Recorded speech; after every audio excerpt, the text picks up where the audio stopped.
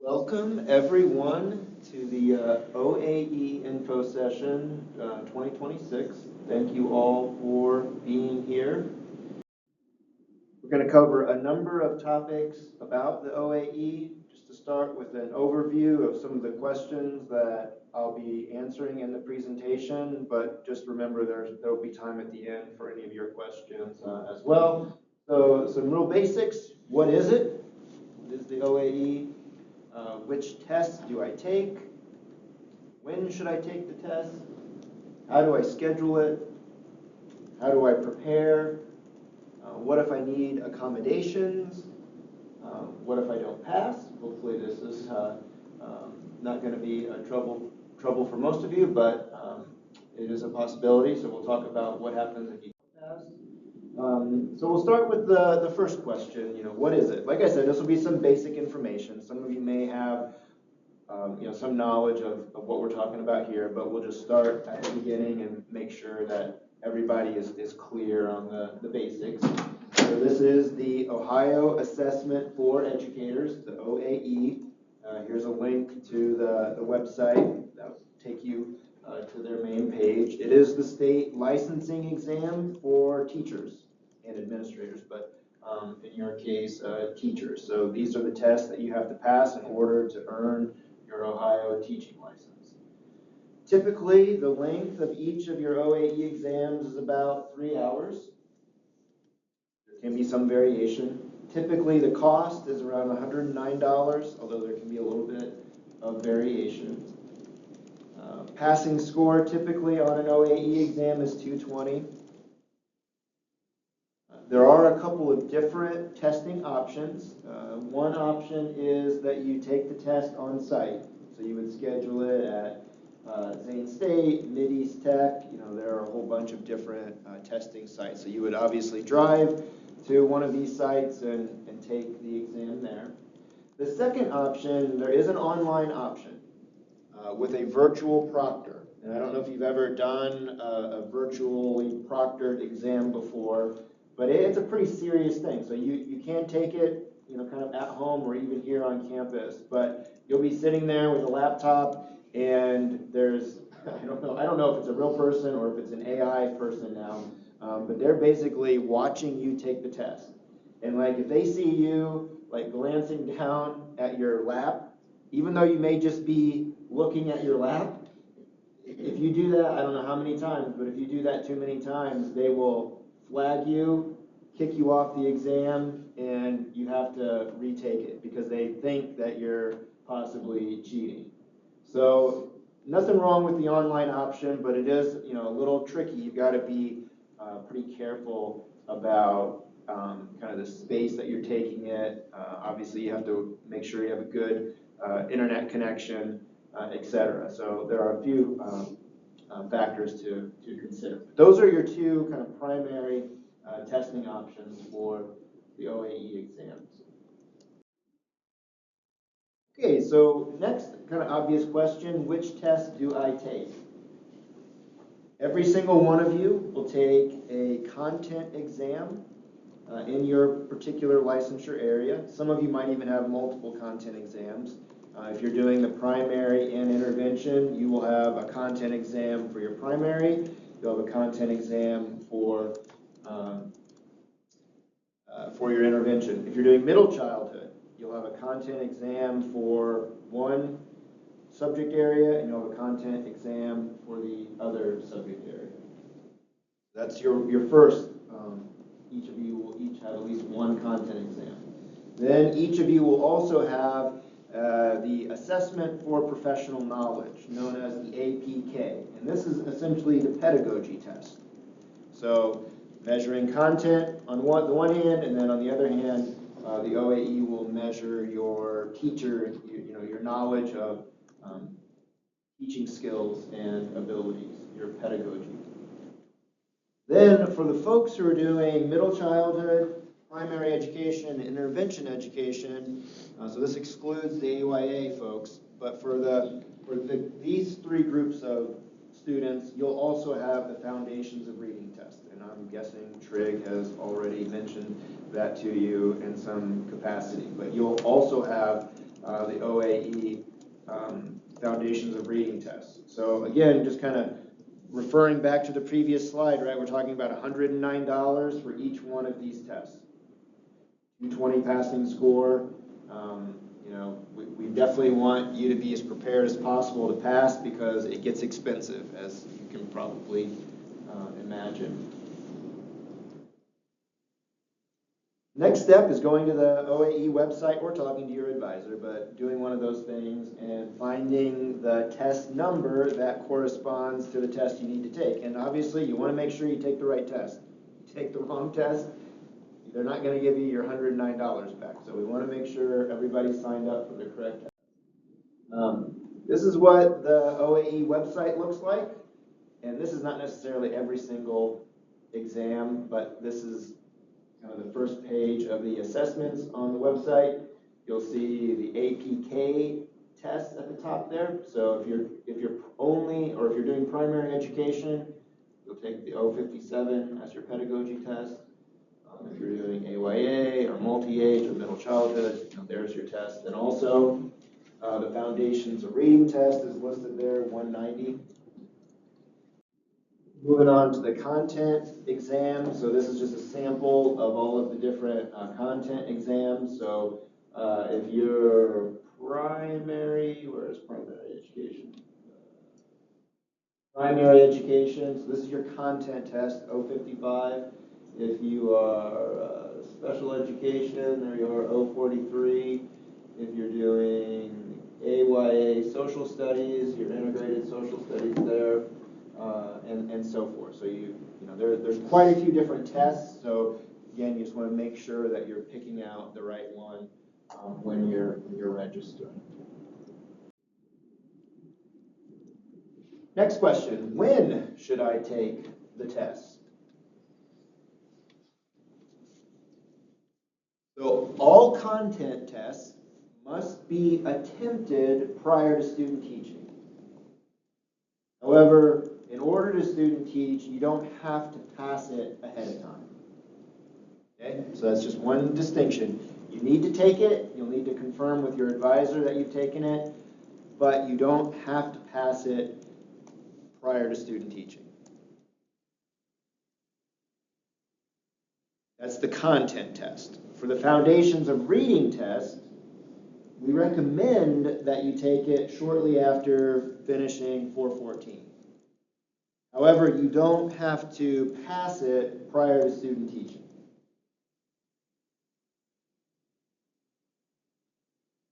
But obviously, while the information is fresh in your head, why wait months and months to take the reading test when you've just kind of finished your last reading class?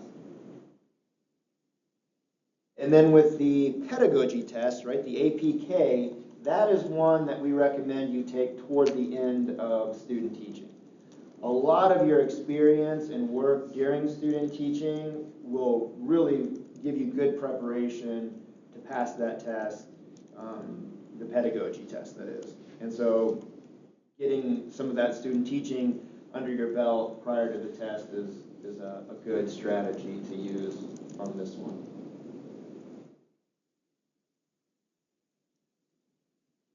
And obviously, even if you don't have to pass the OAE to student teach, you do have to pass all of your OAEs to earn your Ohio resident educator license, 220 passing score.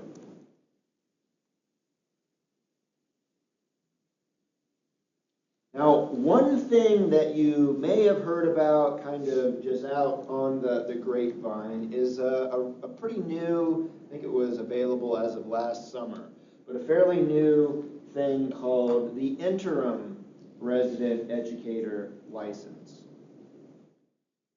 This interim resident educator license requires a minimum 206 on the OAE content exam and a minimum 206 on the Foundations of Reading test. So if you're someone struggling to pass your OAEs and you're struggling to get a 220, if you have a minimum score of a 206, you can still start teaching on an interim resident educator license, but with one big kind of stipulation. The school district has to, I guess, kind of ask for this or make the request for an interim license because they want to hire you. It's not just something you can choose to do because you weren't able to pass the OAE content exams with a 220. Basically, you've got a 208 and a 209 on the two exams. That's not a passing score. It will not earn you your resident educator license, which is your first license. But if a school district still wants to hire you, they can ask on your behalf for an interim license.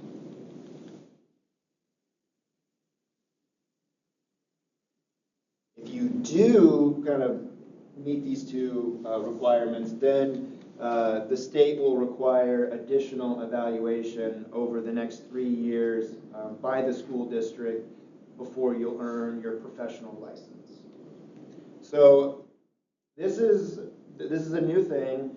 I'm really, I guess, I wanted to share it with everyone just to make sure, or just to maybe clear up any confusion that anyone might have about it. So this is a thing. There is an interim license where you don't have to get a 220 on your OAEs, you have to get a 206, but it's completely tied to a school district wanting to hire you. It's not just like a backup option.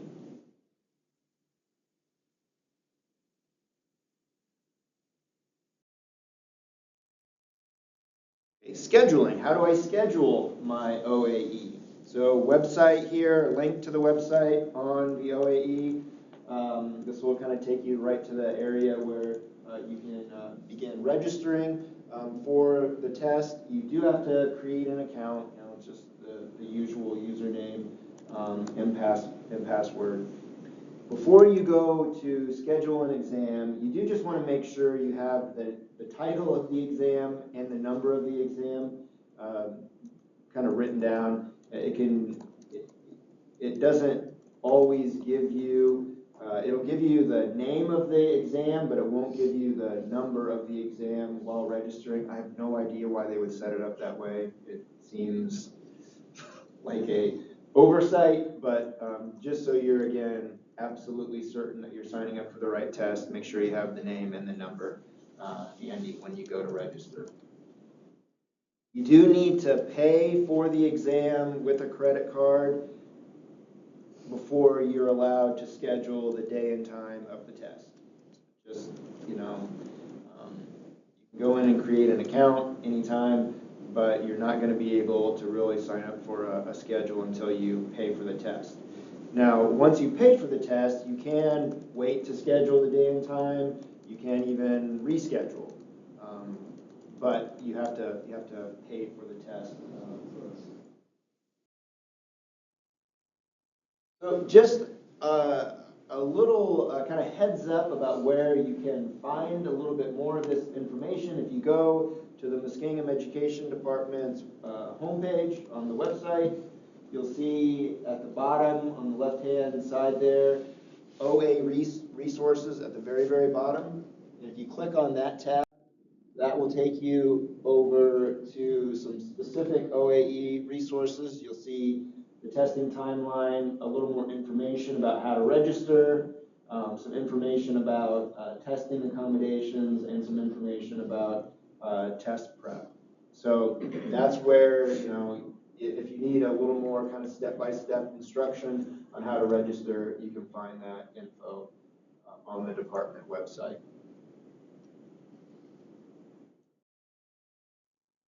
Okay, so maybe the biggest question of all, how do I prepare for the test? Step one, I think, is definitely talking to your advisor, right?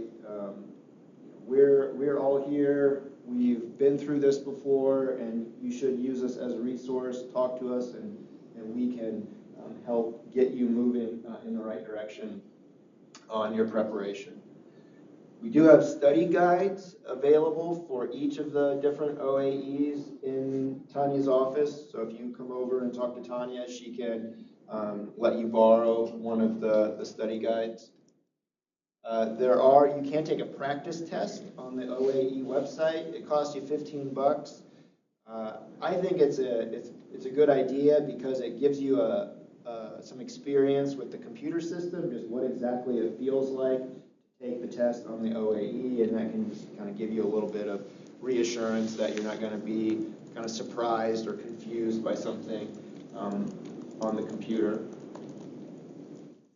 240 Tutoring is another resource that you might consider utilizing.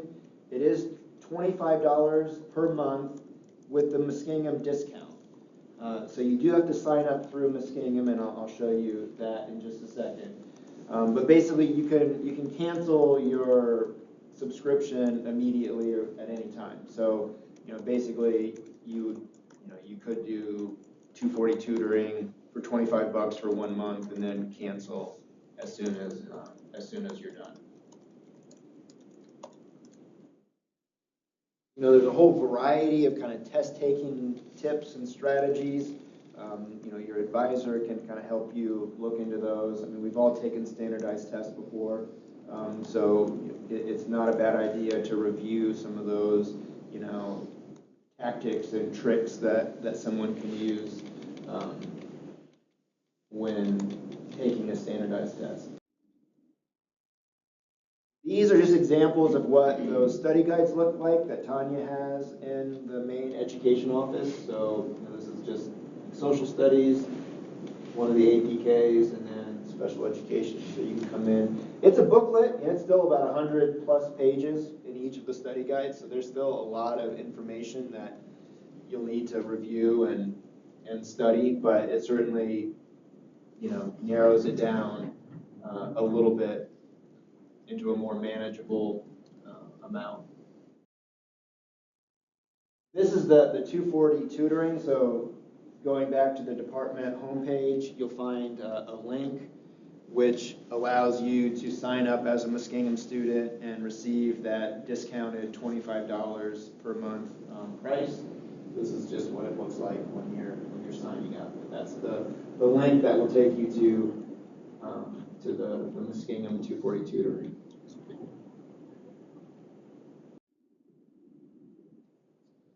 So what if I need accommodations for the OAE? You certainly have every right to whatever accommodations you're entitled to. This is one of the things that you want to get started on, as soon as possible. It can take some time to get all of that set up. You do have to be approved for accommodations before you schedule the test. That's one other important element, right? If you're getting accommodations, don't schedule the test and then request accommodations. Confirm the accommodations, then schedule the OAE exam. Testing centers that provide accommodations for the OAE are less numerous and possibly are going to require a longer drive. So just logistically, when you're trying to, create your plan, you want to take that into consideration. That's why we're encouraging you to get started sooner rather than later if accommodations are going to be part of your OAE experience. Here's a link to kind of the official specific OAE accommodation policy, so you can check that out for more information.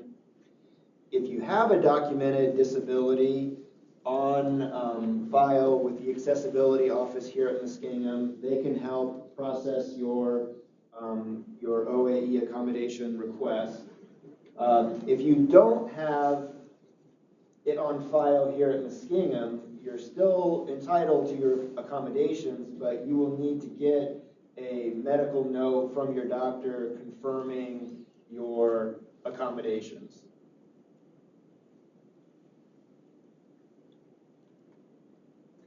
And really, the person to talk to about this is Ashley Zahner.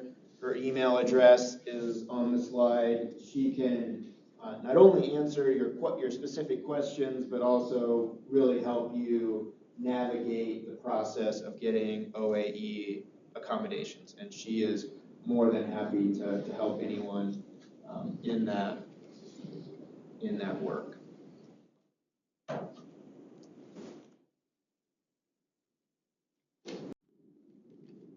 Okay, so what if I don't pass?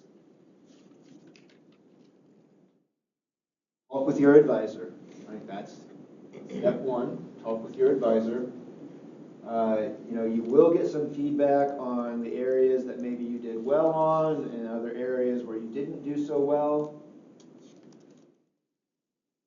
There's no magic formula to it. You've got to study even harder. But maybe your advisor can help you maybe study a little more efficiently and a little more targeted. But there's not a whole lot to be done here except put in even more work or even harder work. You must wait 30 days before you can reschedule. This is important to keep in mind as well, especially if you're finishing up student teaching and you're hoping to license over the summer and you're still trying to pass your OAEs. If you're not taking the OAE until June after your student teaching semester, you're probably not going to get your license that summer. If you don't pass, because you're going to have to wait another 30 days. So now it's July. You're supposed to start teaching in August, right? It's just, the timeline isn't going to work. So, it's something to think about for sure. And of course, at the end of every student teaching semester, A, you're going to be really tired. B, you're going to be busy finishing up your student teaching assessments. C, you're going to be busy with graduation and you're going to have family coming. D, you're going to be interviewing for jobs. The fewer OAEs you have to worry about, the better off you're going to be.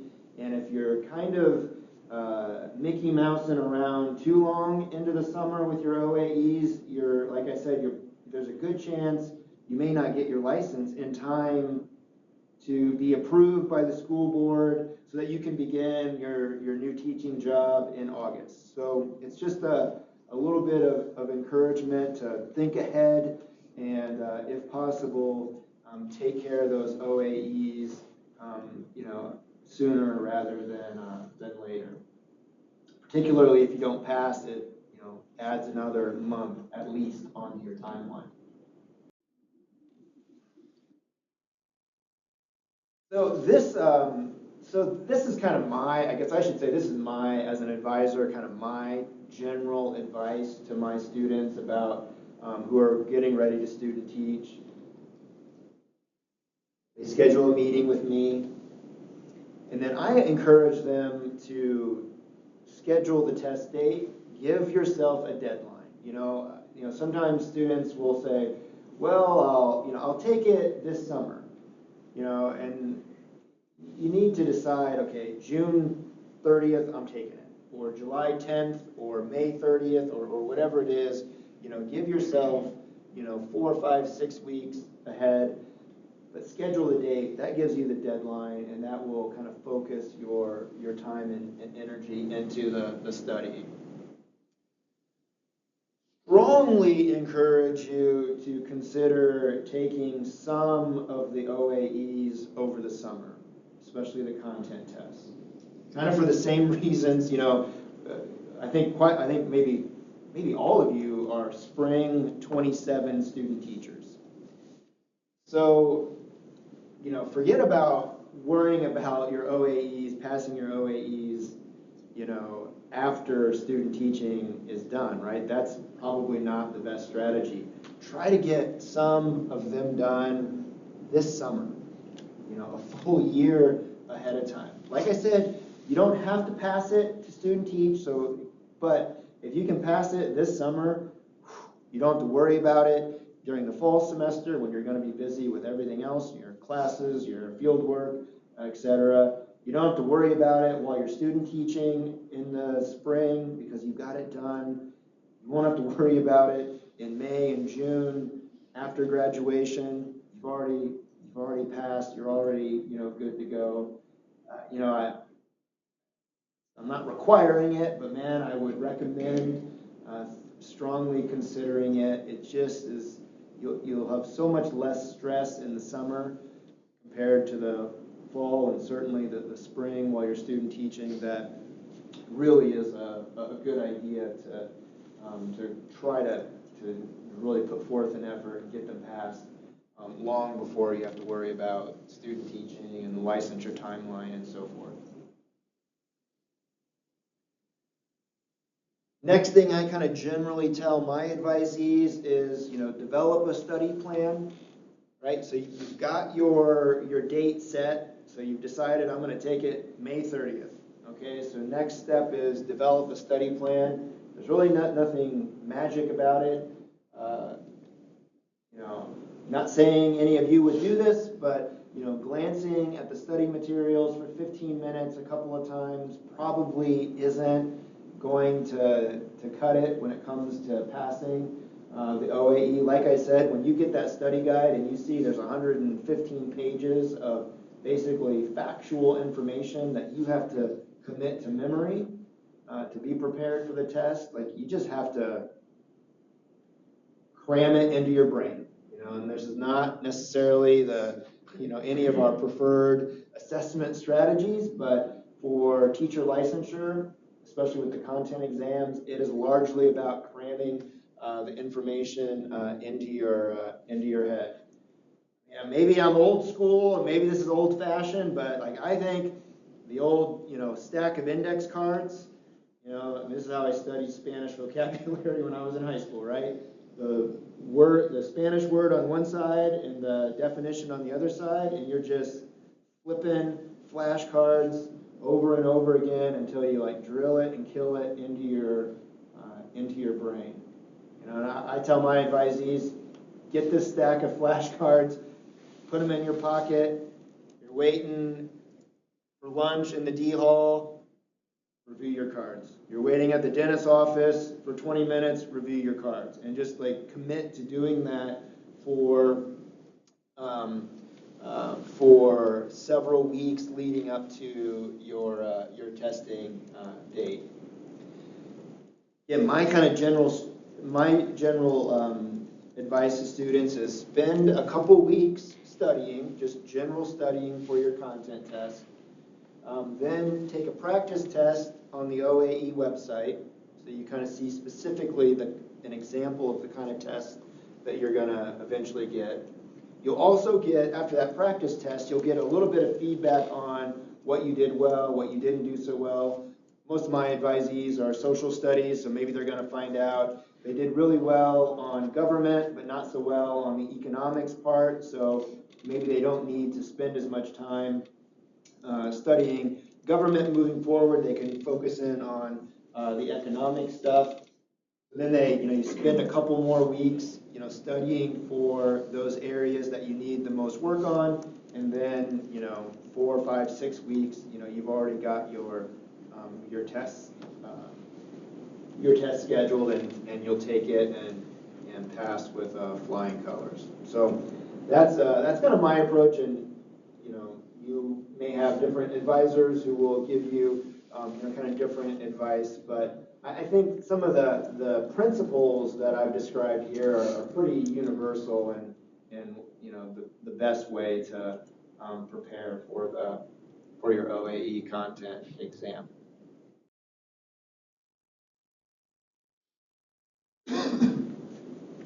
Okay, I'm going to shift gears just for a minute to talk about some undergraduate student teaching policies. And so I've got just three things to cover here. One is family and school buildings. The second is out-of-network placements. And then the third student teaching policy is the home district kind of placement. So to start, just to clarify and make sure there's not any confusion, if you have a family member that works in a school building, or you have a family member who is a student in a school building, you will not be placed there. It's just a basic conflict of interest, and this has been the student teaching policy here forever. I would bet it's the student teaching policy just about anywhere in any program in the state. It's kind of come up recently, and so I just wanted to kind of clarify that this is in place, and if there are any questions, you can certainly let me know. So that's just one. That's the first student teaching policy I wanted to review. The second one is the petition to student teach out of network. So just in terms of an overview, this is not something that we recommend. We've built a program and we've developed partnerships with school districts that we believe will provide the best support to our students and will give our student teachers the best chance at being successful. Right? What this means is, it's cooperating teachers that we've worked with. It's university supervisors that we work with. It's building principals and superintendents that I know. Like if there's a problem, and not just, hopefully none of you are causing problems, but if someone is causing a problem for you, I can immediately reach out to our partner schools, talk to the superintendent, talk to the principal, and support you in the way that you should be supported. That said, if you would like to student teach out of our network of schools, and what I mean by network of schools, this is basically the schools that you've been going to for the last several years for field work placements. But if you want to student teach beyond our network of schools, here are the steps to do so. Step one, talk to your advisor. He or she has a whole list of what schools are considered in network. And then if you want to go to an out-of-network school, you'll want to review the out-of-network petition, and that is available on the hub under the student teaching section, so you can even review that now. Step 3 is you'll submit a petition or an application to the education department. One kind of update for the fall of 2026, and this will at least apply to everyone sitting in the room, I believe, and basically anyone who's not student teaching in the fall. Beginning in fall of 2026, if you want to be considered for an out-of-network student teaching placement, you will need to pass the OAE content exam before the application deadline, which is September 30th. Okay, so I'll just use the group in front of me because I think they're all going to be student teaching in the spring of 27. So for all of you, if you wanted to student teach out of network, you would need to pass the OAE, right? So now this is a difference, right? This is, before, if you're placed in one of our partner schools, you only have to attempt the content exam. If you want to petition to student teach out of network, the expectation goes up. You're expected to pass the OAE content exam prior to the application, which is September 30th, 2026, for those of you wanting to student teach in the spring of 27. So that's a lot of words. Hopefully that is clear, and certainly ask your advisor or ask me for clarification if you need it. Then likewise, for students in the spring of 27 who are planning to student teach in the fall of 27, they would need to have the OAE content exam passed by the spring deadline, which is February 28th. Now, I don't know if you if anybody's doing a little bit of math in terms of the timeline, but for a lot of you, if you want to be considered to student teach out of network, passing the OAE exam this summer is almost essential. Because if you haven't passed the OAE exam, if we don't have documentation of that by September 30th, we won't consider your petition to student teach out of network. Okay, so it maybe takes a little bit to absorb and understand, but like I said, this is all spelled out in the policy, and if you have questions, please let me or your advisor know. This is the other deadline for the fall student teachers.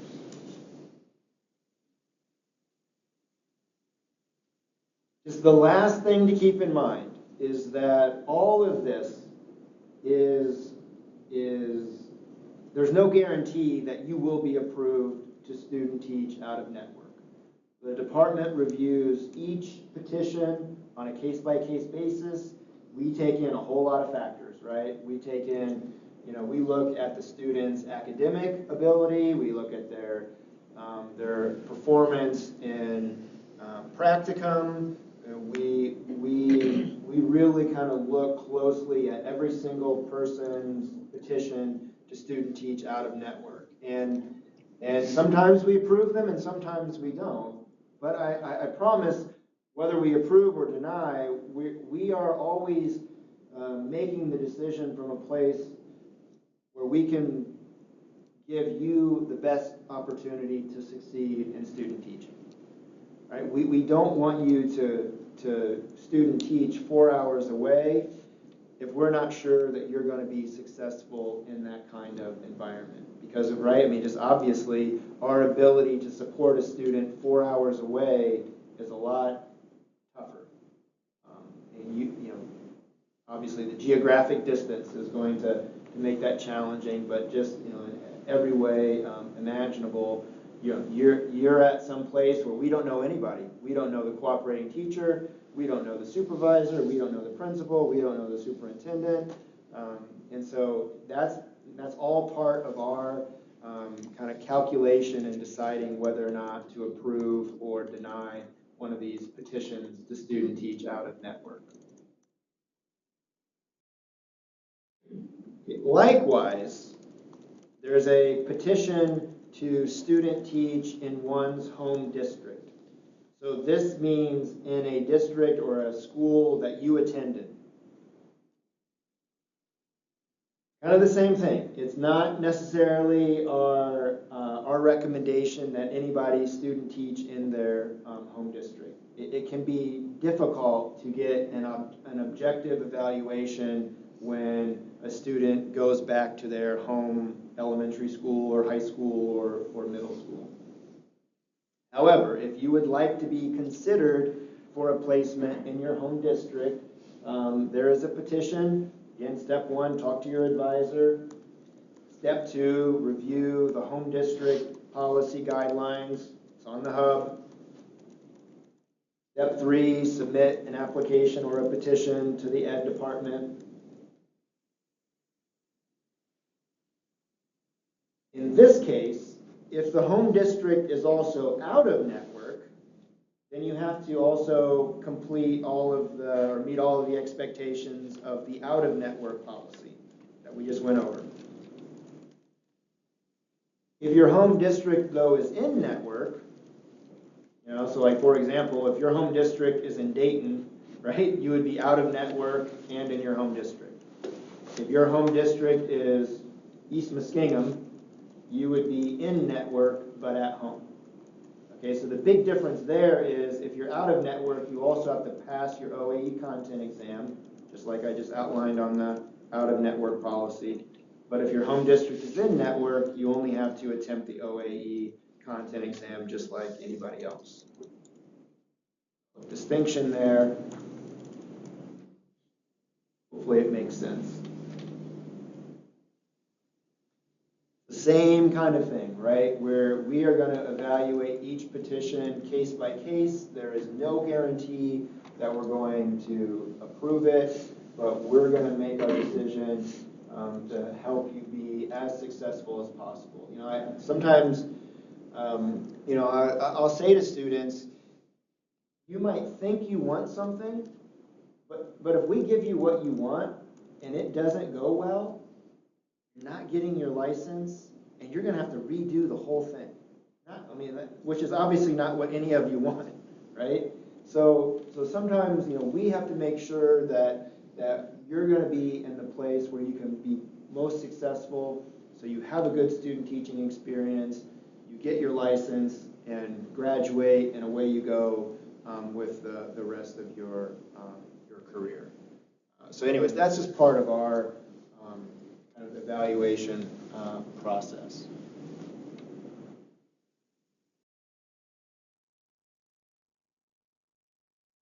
That's all that I have. That's kind of the OAE and a little bit of student teaching in a nutshell. If there are any questions, definitely can take questions from the audience right now. Also, if for those who are listening to this on the website, and we will post a recording of this on the Muskingum website under the OAE resources, so you can check it again. But for sure, if anybody listening has a question, they shouldn't hesitate to reach out to their advisor or to me about any of these things. We'd be happy to explain more and to go over again. Anybody with a question? All right, thank you all very much, and have a great day.